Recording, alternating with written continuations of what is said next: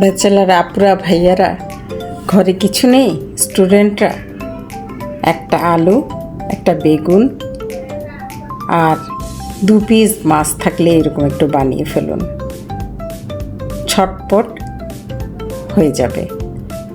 আমি মাঝে মাঝে আপনাদের সাথে ছটপট ছোট ছোট রেসিপিগুলো শেয়ার করি।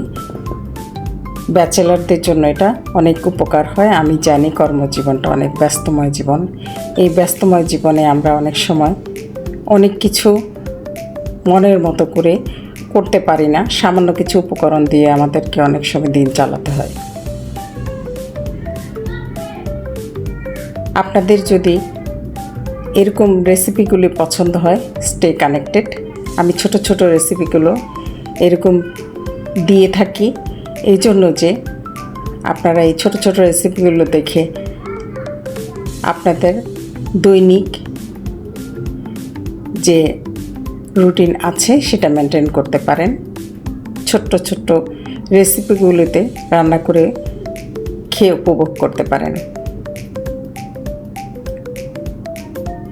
অল্প মশলা দিয়ে 2 পিস মাছ দিয়ে সামান্য এরকম একটু রান্না করে নিলে অনেক সময় আমাদের হাতের কাছে যা আছে তা দিয়ে দিন চলে যায়।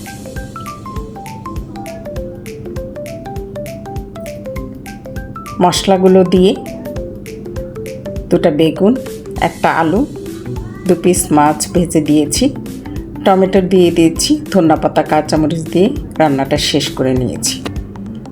আশা করি ভালো লাগবে।